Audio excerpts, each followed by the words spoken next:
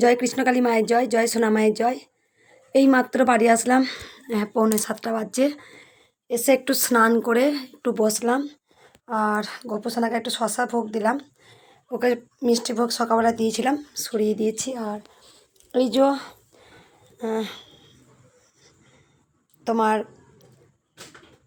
দেখতে পাচ্ছ প্রদীপ, তুলসী তলায় প্রদীপ দিয়েছি, ঘিয়ের প্রদীপ জ্বেলেছি।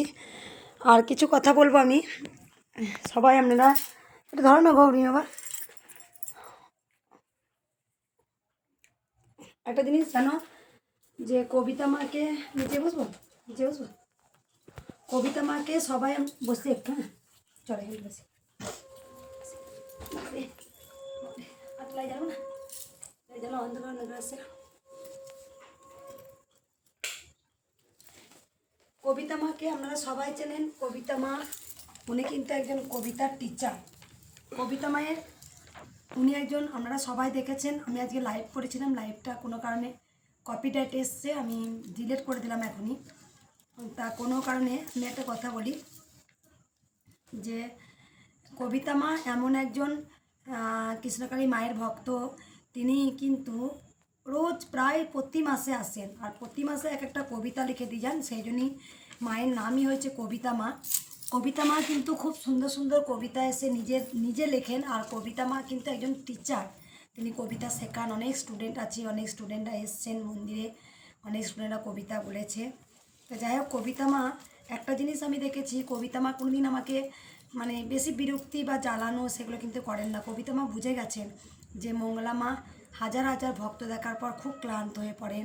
তাই এই কবিতাটা মা কিন্তু শুনলেন। এবার ভিডিওটা যেহেতু ডিলিট হয়ে গেছে, সেই জন্য আমি কবিতাটা আবার মায়ের মতো আমি বলতে পারবো না, একটু শোনাবো কি লিখেছেন।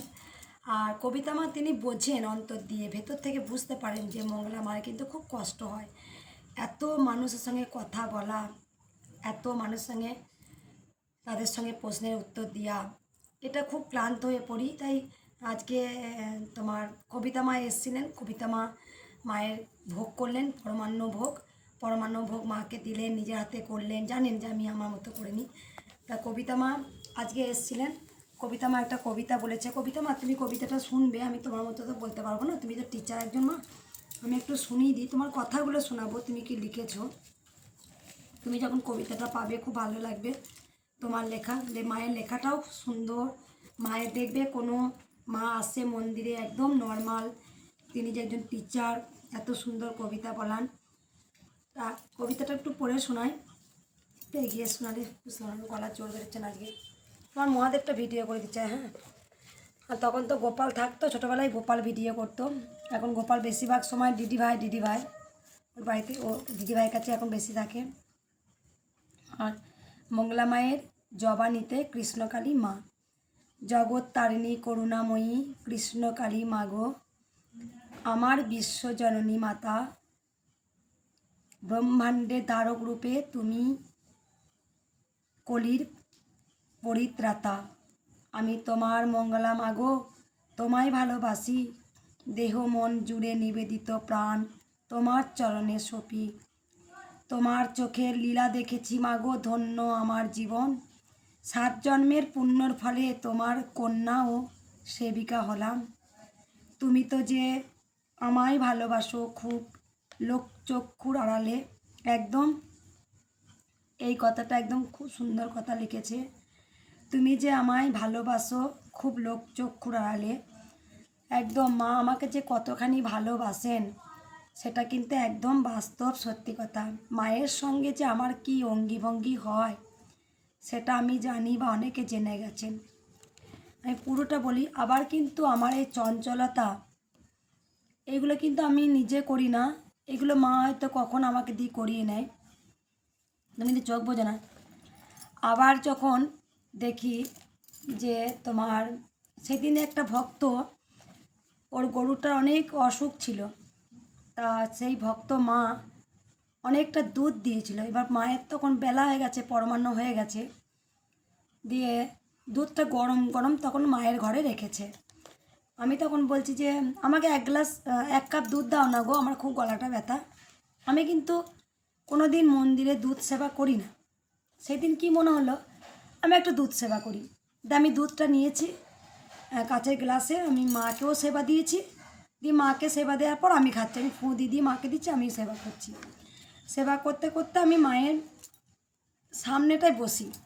সেই ভক্ত মা খুব খুশি ওই জিনিসটা দেখার পর।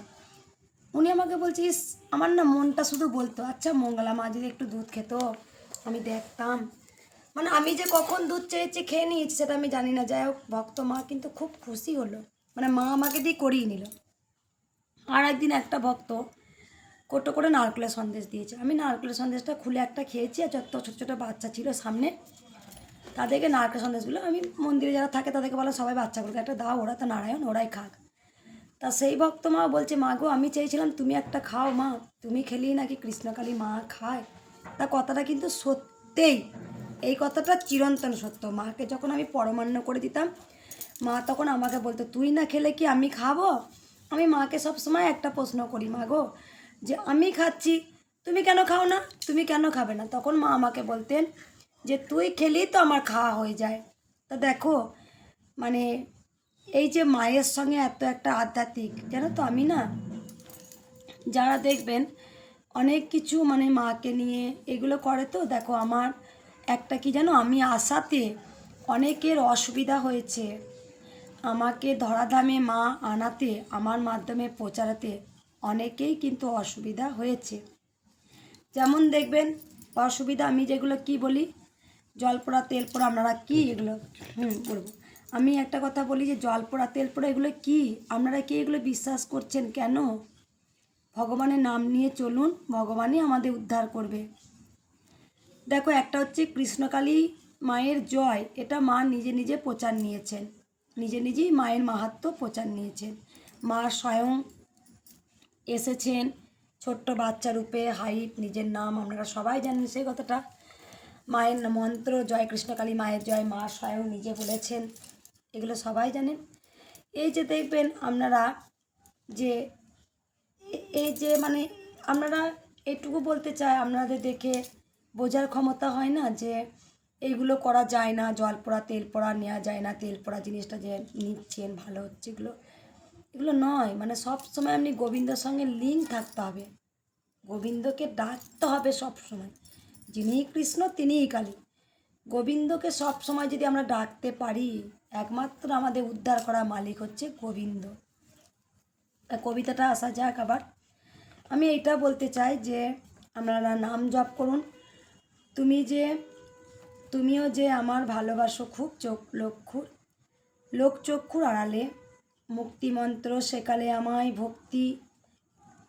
ভক্তি যোগের সাথে, মানে মুক্তিমন্ত্র শেখালে আমায় ভক্তি যোগের সাথে, জড়াব্যাধি তাপ দূরে যাবে সব, জয় কৃষ্ণ কালী মায়েরই এই মন্ত্রধ্বনিতে, পৃথিবীর বুকে এ নাম ছড়াতে আমায় যে গুরু দায়িত্ব দিলে। একদম একদম জানি না, কবিতা মা আমাকে ভেতর থেকে চিনে নিয়েছেন, উনি একজন টিচার, উনি কবিতার টিচার, উনি আমাকে ভেতর থেকে চিনে নিয়েছেন। যেটা তিনি বলতে চাইছেন যে মুক্তিমন্ত্র শেখালে আমায় ভক্তিযোগের সাথে, জড়াব্যাধি তাপ দূরে যাবে সব, জয় কৃষ্ণকালী মায়েরই জয় এই মন্ত্রধ্বনিতে। একদম মা আমাকে এত বড় একটা দায়িত্ব দিয়েছে, বিশ্বাস করো তোমরা যেসব ভক্তরা আছো, আমার কিন্তু খুব কষ্ট হয় মাঝে মাঝে।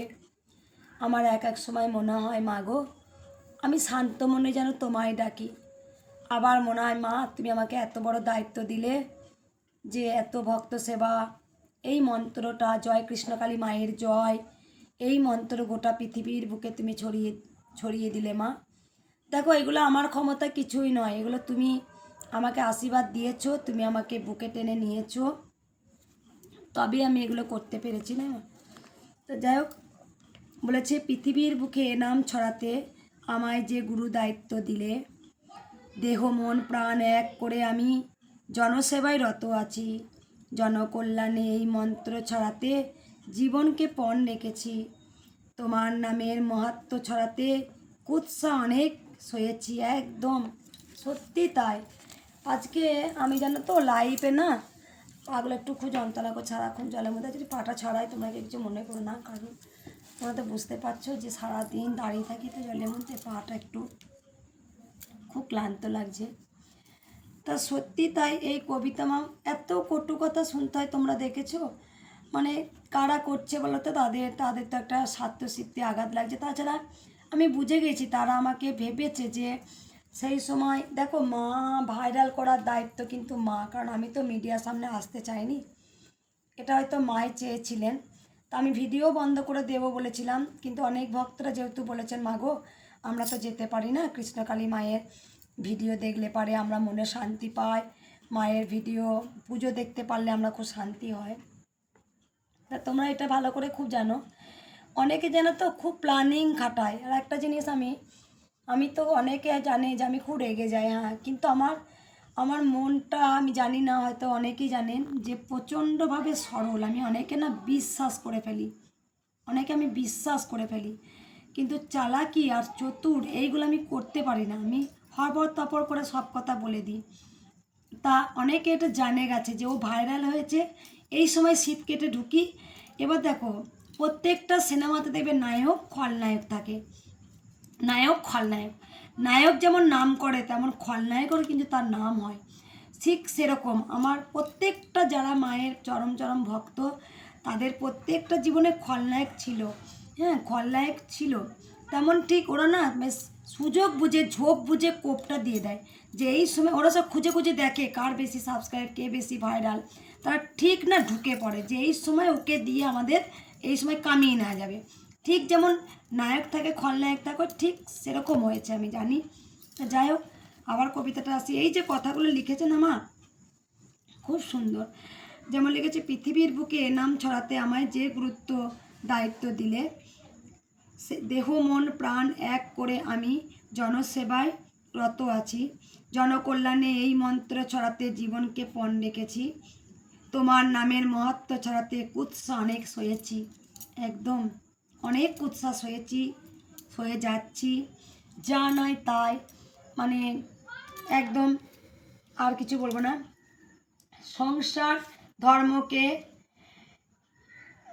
গৌণ করে মাগো জনমঙ্গলে নেমেছি। একদম একদম যেটা হচ্ছে গিয়ে দেখো, আমি আগেও বলেছি এখনও বলছি, 1 নাম্বার 2 নাম্বার খুব সুন্দর মা 1 নাম্বার 2 নাম্বার করে দিয়েছে।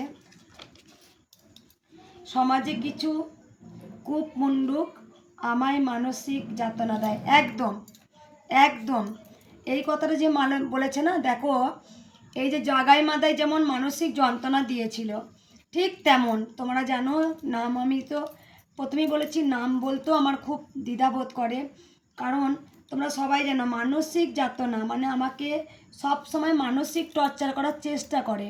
কেন চেষ্টা করে? ওরা কিন্তু ভালোভাবে জানে, ওরা ওরা সব থেকে ভক্তদের থেকে এই যে তোমার এরা কিন্তু ভালোভাবে জানে যে এর কিন্তু এর কৃষ্ণকালী মা চলে এসছে স্বয়ংয়ের কাছে, একে দাবানো যাবে না, কিন্তু একে একটা কিছু করা যাবে, একে মানসিক টর্চার করা যাবে। ওরা কিন্তু জানে যে মানসিক টর্চার করি, যেমন মানসিক চর্চা করছে, গালাগাল দিচ্ছে, খিস্তি দিচ্ছে, মানে কলঙ্ক চাপিয়ে দিচ্ছে, উল্টোপাল্টা কথা বলে দিচ্ছে, এইটা হয়েছে। এটা হচ্ছে মানসিক যন্ত্রণা আমাকে দিচ্ছে, মানসিক টর্চার করছে, যেমন সন্তানকে নিয়ে টালা এটা করা। তা কবিতাটা পোস্ট করার পর আমি কিছু বলবো, যেখানে মানসিক যন্ত্রণা দিচ্ছে, কিন্তু ওরা জানে যে কৃষ্ণকালী মায়ের নাম মুছতে পারবে না, মোছা যাবে না, কৃষ্ণকালী মায়ের নাম মুছতে পারবে না। কিন্তু সেই নরকের কীট, সেই নরকের অধমগুলো তারা কিন্তু জানে, শিওর জানে যে কিন্তু আমরা দাবাতে পারবো না, এত চেষ্টা করে যখন পারবো না, ওদেরকে এই সময় ভিউজটা কামিয়ে নেবো, আর্ন কামিয়ে নেবো, কারণ সেই আর্নটা না করলে তাদের যে আর্থিক অবস্থা দুর্বল হবে, সেটা ভেবেই ওরা সেই মানসিক টর্চারটা করছে। কিন্তু ওরা জানে না যে আমরা কতটা পাপ করছি, কারণ আমি আগেও বলেছি এখনও বলছি, কৃষ্ণকালী মায়ের এই যে মাহাত্ম্যটা, কৃষ্ণকালী মায়ের প্রচারটা আটকানো ক্ষমতা কারও নয়। আমি এখনও বলছি, এখনও কৃষ্ণকালী মাকে আমি সেটা জানি, আর ভক্ত জেনে গেছে বলেছে মানসিক যন্ত্রণা দেয়, মা ওই মেয়ের সম্পর্কের মাঝে বাণিজ্য মিলিয়ে দেয়। একদম যেমন আমি তো আমার মতো পুজো করি, আমার মতো মা কিন্তু সবসময় বলেন যে দেখো মা, আমি যখন মায়ের কাছে এসে বলি মা গো দেখো এরকম মানসিক টর্চার করে, উল্টো পাল্টা কথা বলে মা, তখন মা আমাকে সবসময় বলে, দেখ একটা জিনিস ভালো করে দেখ, মামা খাপাকে কত মার খেতে হয়েছে, পরমহংসদেবকে কত মার খেতে হয়েছে, তাই আমার যারা পরম সন্তান তাদেরকে যে অনেক অত্যাচার সহ্য করতে হবে, কিন্তু তোর আসন আলাদা, ওদের আসন আলাদা। তুই কোথায়, তুই এখানে গোটা পৃথিবীর মানুষ জেনে গেছে যে মায়ের আমি মেয়ে।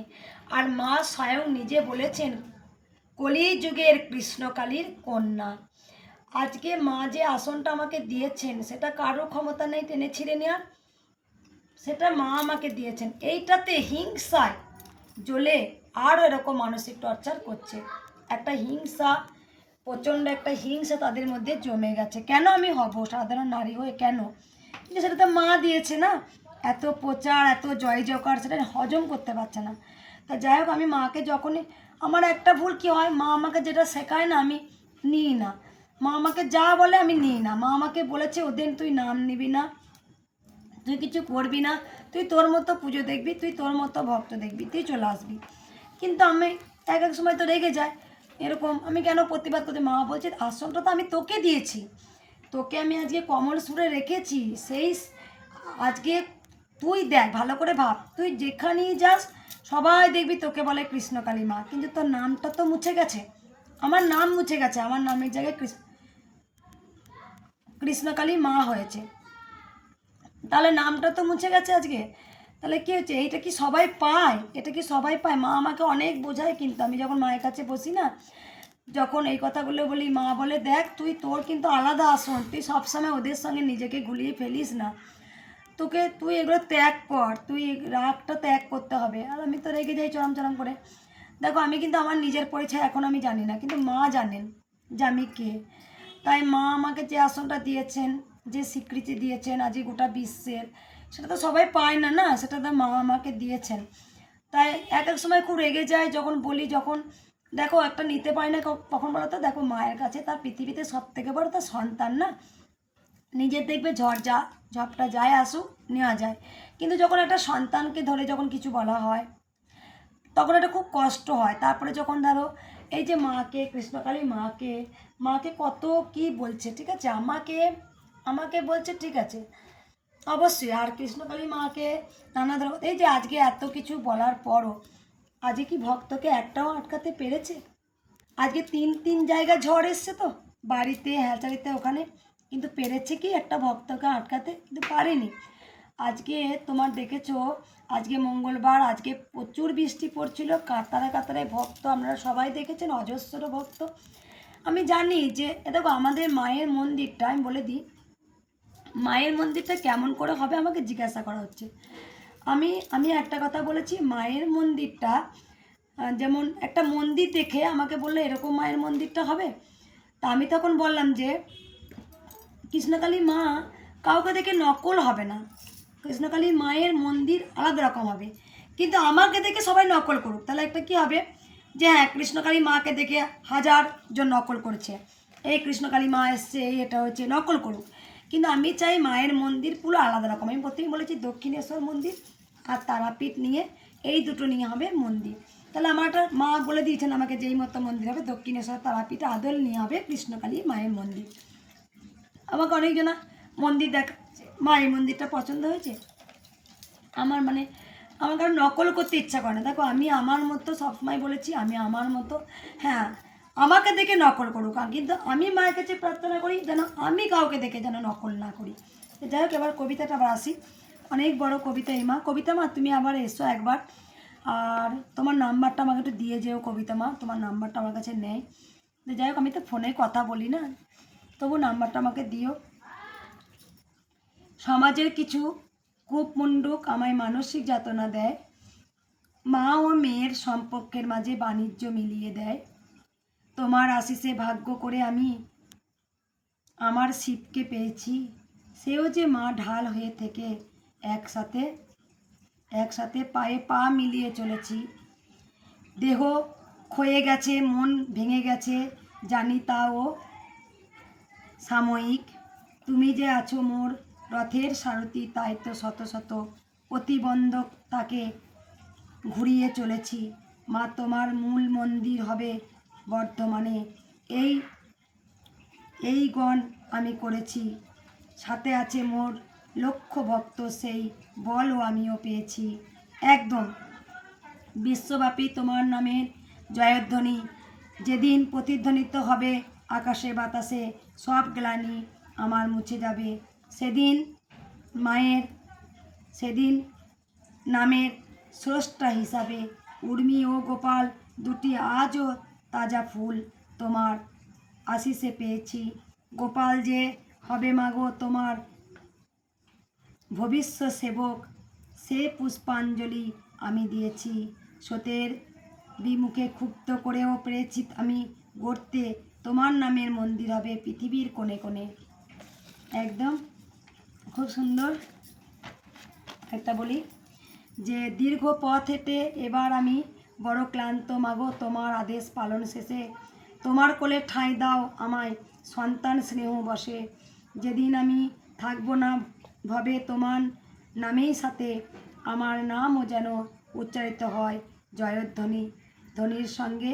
তোমার মন্দির পাশে যেন মোর স্মৃতি সৌধ হয়, তোমার আমার মিলন ক্ষেত্র যেন ধূপ দীপ ও পুষ্প শোভিত হয়। এ জন্ম আমার সার্থক ভেবে পরজন্ম আর চাই না মাগো, জনমানসের মন মন্দিরে বেঁচে থাকি যদি, এ আমার পরম সার্থকতা। আমার মা কিছু দোষ ত্রুটি মাগো ক্ষমা করে দিও তুমি, সকল সন্তানকে ভালো রেখো মাগো, তুমি তো করুণাময়ী। সকল সন্তানকে ভালো রেখো মাগো, তুমি তো দয়াময়ী। সকল সন্তানকে তুমি ভালো রেখো মাগো, তুমি তো কৃপাময়ী। তুমি তো জগৎ তারিণী, তুমি তো অন্তর্যামী। একদম কবিতা মা খুব সুন্দর কবিতা দিয়ে লিখেছেন। যে কথা দেখো একটা জিনিস, এটা আমি বললাম না, যেটা মা আমাকে দিয়েছেন সেটা কেউ কেড়ে নেওয়ার ক্ষমতা নেই। কলিযুগের কৃষ্ণকালীর কন্যা, আমি আগেও বলেছি, মা সেই স্বীকৃতি দিয়েছেন। একদম আমাকে অনেক ভক্ত বলেছিলেন যে আমার নামে অনেক কিছু হবে। আর সব সময় মা বলে, দেখবে অনেক ভক্তরা বলে যে আমাকে দেখে বা কৃষ্ণকালী মায়ের মুখ দেখতে দেখতে আমার মুখ চলে আসছে। এটা আমি জানি। আমাকে মা এতটাই ভালোবাসে, সেটা ধারণার বাইরে। কৃষ্ণকালী মা আমাকে এতটাই ভালোবাসে, আমি জানি না কেন। কৃষ্ণকালী মা প্রচণ্ড আমাকে ভালোবাসেন, চোখের আড়ালটুকু আমায় হতে দেয় না। আর মা সবসময় সন্তানকে বড় করে, সেটাও আমি জানি। আজকে দেখো এক ভক্ত বলে গেল আমার নামে একটা ঘাট হবে, পুকুর হবে, সেটা মঙ্গলা নাম থাকবে। তারপরে আবার দেখো অনেক ভক্ত বলে, দেখবে মা একদিন যখন তুমি থাকবে না, আর তোমার কৃষ্ণকালীর নাম নিলেই তোমার মুখটা আমাদের ভেসে ওঠে। দেখবে একদিন আমরা তোমাকে ভুলবো না। দেখবে আমাদের যখন তোমার মন্দির হবে, তখন আমরা সবাই তোমাকে খুঁজব। একদম যে লড়াই, যে যুদ্ধ আজকে যে আমি করে যাচ্ছি আজকে মন্দিরের জন্যে, তোমরা সবাই জানো মন্দির আটকানোর ক্ষমতা কারোর নেই। মন্দির মা নেবেই, কারণ মা আমাকে বলেছেন তোর হাত দিয়ে ভক্ত আসবেই। যে কোনো অজুহাতে অনেক প্ল্যানিং করা হয়েছিল ভক্তদের মারধর, সব এখনও প্ল্যানিং চলছে, কেউ কিচ্ছু করতে পারেনি। ভক্তরা এবার একটাই কথা, ভক্তরা বলেই দিয়েছে মঙ্গলা মায়ের গায়ে যদি আঁচল লাগে তাহলে আমরা কিন্তু একদম ছাড়বো না। কারণ আমি এটা বুঝে গেছি যে ভক্তরা কৃষ্ণকালী মায়ের সঙ্গে সঙ্গে সমান, কৃষ্ণকালী মা আর আমাকে এরকম ভেবে নিয়েছে। অর্ধেক কৃষ্ণকালী মা, অর্ধেক মঙ্গলা মা, অনেকে ভেবে নিয়েছে। অনেকে নয়, কোটি কোটি সন্তানরা তারা বলেই দিয়েছে যদি মঙ্গলা মায়ের গায়ে যদি একটু আঁচল লাগে তারা কিন্তু সব ঘেরাও করবে। যেখানে যা আছে প্রত্যেকটা ভক্ত দেখবেন বলে দিয়েছে যে মঙ্গলা মায়ের গায়ে যদি একটা আঁচল লাগে আমরা যেখানে যেতে হয় সেখানেই কিন্তু আমরা যাব। আমরা যত দূর যেতে হয় সেখানে সব আমরা ঘেরাও করব। কৃষ্ণকালী মায়ের ভক্ত যদি বলি 10 কোটি তাহলে ভুল বললাম। ভক্ত দেখবেন 100 কোটিরও ছাপিয়ে গেছে। গোটা পৃথিবীর আজকে কৃষ্ণকালী মায়ের কিন্তু ভক্ত আছে, তারা মায়ের মন্দির চায়। আর মায়ের মন্দির হবেই, মায়ের মন্দির খুব শীঘ্রই হবে। কারণ এইটুকু আমি পাওয়ার নিয়ে বলতে পারি, কারণ আমি বারবার বলেছি আমি সতের পথে আছি, আমি সত্যের পথে আছি। তাই মায়ের এই যারা চুনোপুটি আছেন তারা কেউ কিচ্ছু করতে পারবেন না। আমি সব সময় বলি মা তুমি সব সময় ভালো থাকো, তাহলে গোটা জগৎ সংসার ভালো থাকবে। কারণ আমার মা যখন আমার দুঃখ হয় মাও কিন্তু কাঁদেন, আর আমি যখন খুব মন প্রাণ খুলে হাসি মা হাসে। তবে আমি বেশিরভাগ সময়টায় হাসি। কেন হাসি না, আমি জানি যেখানে কৃষ্ণকালী মা স্বয়ং আশীর্বাদ দিয়েছেন সেখানে আমি অবশ্যই সবসময় হাসি। কৃষ্ণকালী মা স্বয়ং আমাকে তিনি বলেছেন যে ভক্তের দ্বারা আর আমার নাম প্রচারে মায়ের মন্দির হবেই। আমি আগেও বলেছি মায়ের মন্দির অনেক অনেক বড় হবে, অনেক বড় মায়ের মন্দির হবে। আর সব সময় বলি হাসবেন, ভালো থাকবেন, সুস্থ থাকবেন। আর কিছু কিছু সময় আমি ভক্তদেরই বলবো ন্যায় অন্যায়ের প্রতিবাদও করবেন। কারণ যখন পরমহংসদেবকে যখন মৌরালা মাছের খাওয়ার কথা বলা হয়েছিল, যখন উনি মৌরালা মাছ খেতেন, তা উনি প্রতিবাদ কিন্তু করেছিলেন। তারপরে তোমার অনেক অনেক দেখবেন যারা মায়ের পরম সন্তান, যেমন স্বামী বিবেকানন্দ। স্বামী বিবেকানন্দকে যখনই কেউ ঘুরিয়ে পেঁচিয়ে কোশ্চেন করতেন, স্বামী বিবেকানন্দ আমাদের পৃথিবীর সব থেকে জ্ঞানী এবং মহাপুরুষ, তিনি কিন্তু সুন্দর গুছিয়ে এত সুন্দর উত্তর দিতেন।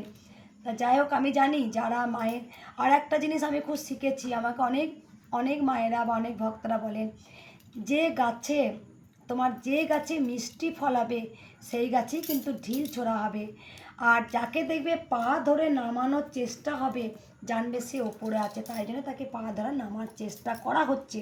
তার মানে একটা জিনিস দেখো, তুমি ভাববে সবসময় যখন তোমার পাটা ধরে টানার চেষ্টা করছে, তোমাকে নামাবার চেষ্টা করছে, ছেঁড়ার চেষ্টা করছে, তখন তুমি বুঝে নেবে ভগবান তোমাকে অনেক ওপরে তুলে দিয়েছে। সেই জন্যই তারা পাটা ধরে টানার চেষ্টা করছে, তারা নিচুতে লেভেলে আছে। 1 নাম্বার। 2 নাম্বার আমাকে বলে মা আপনাকে তো মানসিক যন্ত্রণা দেয়, আপনি কষ্ট পাবেন না। 2 নাম্বার আপনি জানবেন যে মিষ্টি যে গাছে ফল হয় সেখানে কিন্তু বেশি ঢেলটা ছোড়া হয়, কারণ মিষ্টি ফল খাওয়ার জন্য আমরা বসে থাকি। আর একটা মা আমাকে লিখেছেন, তার নাম বলবো না, বলেছে মা তোমাকে যখন এরকম মানসিক চর্চা করে, বেশি জন নয় 5-6 জন এরা গ্যাং আছে একটা, যখন তোমাকে মানসিক চর্চা করে তোমার গায়ে কলঙ্ক দেয়, তোমার গায়ে এটা সেটা বলে, কারণ তাদের কাজটাই হচ্ছে এইটা, তাদের কন্টেন্ট বানানো। কিন্তু আপনি রাখবেন না, আপনি হাসবেন। আর একটা শুধু একটা কথাই বলবেন যে জগাই মাদায় যদি না থাকতো তাহলে নিমাইকে কি চিনতো লোকে, ঠিক সেম জিনিস জানবে। যদি জাগাই মাদায় না থাকতো তাহলে কি আজকে নিমাইকে চিনতো লোকে, ঠিক তাই মা। আপনি যখন জানবেন যে আপনার শত্রু আছে তাহলে আপনার কিন্তু ভালো হচ্ছে, যেমন মাইনাসে মাইনাসে হয়ে যায় প্লাস, প্লাসে প্লাসে হয় প্লাস, প্লাসে মাইনাসে হয় মাইনাস, তাহলে কি হয় মাইনাসে মাইনাসে হয়ে যায় প্লাস। তাই দেখবে যার যত নাম ছড়াবে কিছু শত্রু থাকবে, আর শত্রু না থাকলে তোমার কখনই জয়টা ভালো লাগবে না, তুমি একা একা লড়বে ভালো লাগবে না। তোমার যখন শত্রু থাকবে না, যখন তোমার জয় হবে তখন তোমার বুকটা আরও আনন্দ হবে। কি আনন্দ হবে, দেখ কিছু করেও কিন্তু করতে পারলি না। যেমন আমার একটা এক্সাম্পল দিই, বাৎসরিক পুজোটা ভেবেছিলাম হয়তো হবে না, তা বাৎসরিক পুজোটা আমি বলে দিই মা যে কতটা জ্যান্ত, মা যে চলন্ত জীবন্ত, সেটা আমি আগেও বলেছি, এখনও প্রমাণ দিচ্ছি, এখন তো প্রমাণ পেয়েই গেছেন। আমি যখন বাৎসরিক পুজোটা যখন বলেছিল যে আমি হতে দেব না, হ্যাঁ, তা বাৎসরিক পুজোটা দেখেছেন খুব সুন্দরভাবে হয়েছে। আমি যখন মায়ের কাছে এসে বলি মা গো তোর এই দুষ্টুরা জগাই মাদায় থেকে অধম পাপীরা, জগাই মাদায় থেকে অধম পাপীরা যারা মন্দিরটাকে চাইছে যে হতে দেব না, তোমার বাৎসরিক পুজো স্নান যাত্রা বন্ধ করবে। যে ভক্তরা উপচে পড়ে একটা মালা নিয়ে এসে, তাদের একটা ইচ্ছা আছে যে মন্দির বাৎসরিক পুজো হতে দেবে না। তখন আমি এসে রাত্রেবেলায় রাত দুপুরে আমি স্নান টান করে একদম পুরো মাথা স্নান করে এসে মায়ের কাছে বসলাম। মায়ের কাছে বসার পর মাকে আমি বললাম যে মা তোমার কি বাৎসরিক পুজো হবে না, না তোমার স্নান যাত্রা হবে না, নাকি ভক্তদের পিঠে কুলো বেঁধে আসতে হবে, হ্যাঁ, তা ভক্তদের নাকি ভোগ খাওয়াতে দেবে না, হ্যাঁ, তা জাগায় মাদায় অধম নরকের কীট, তারা তো এরকম আলোচনা করছে, তাহলে কী করবো, বাৎসরিক পুজো কি বন্ধ করে দেবো? আমি তো চাই না যে ভক্তদেরকে একটা আঁচল লাগুক, আর ভক্তরা তো বলেই দিয়েছে আঁচল লাগবে, ইট ছুললে পাটকেল দেবো আমি। তাই মায়ের কাছে রাত্রেবেলায় এসে আমি যখন মায়ের কাছে বসলাম, মাকে যখন বললাম মা তা তোমার বাৎসরিক পুজোতে কি হবে না, মা তখন আমাকে সঙ্গে সঙ্গে বললেন তুই ওম নমঃ শিবায় ধ্যান কর। আমি ওম নমঃ শিবায় বসে বসে মায়ের বাবার জপ করছি, ওম নমঃ শিবায় করে জপ করছি। জব করতে করতে করতে একটা পজিটিভ সুন্দর একটা তারপরেই খবর এলো, মা দেখিয়ে দিল। দেখলেন যেখানে আজকে ভক্তদের মারার কথা হয়েছিল সেখানে আজকে ভক্তরা কি করেছিল, সেখানে ভক্তরা আজকে 7 গাড়ি কিন্তু পুলিশ এসে সেখানে মন্দিরটাকে পুরো গার্ড দিয়েছিলেন, মানে দেখভাল করছেন যেন কোনো আঁচল না লাগে। তা মায়ের বাৎসরিক পুজো কী হলো, তার 10 গুণ কিন্তু একদম পুজো সুন্দরভাবে হলো, 10 গুণ মায়ের পুজো খুব সুন্দরভাবে হলো। এবার কেন হলো বুঝতেই পারছেন, সবই মায়ের লীলা। তাই আমি সবসময় মাকে যত কাটবে তত কিন্তু বাড়বে, কারণ মাকে যত কাটবে বাড়বে।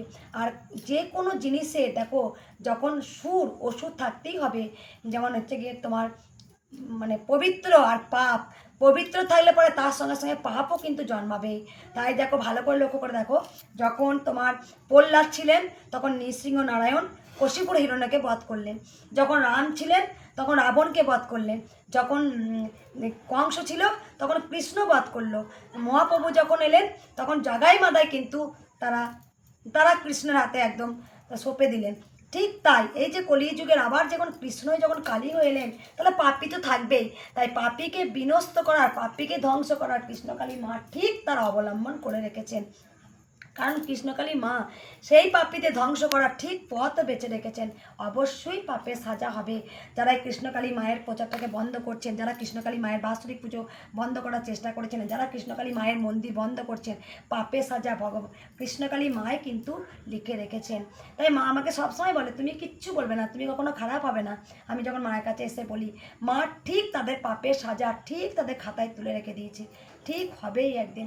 আর একটা সুখবর আমি বলবো, মায়ের মন্দির হবেই।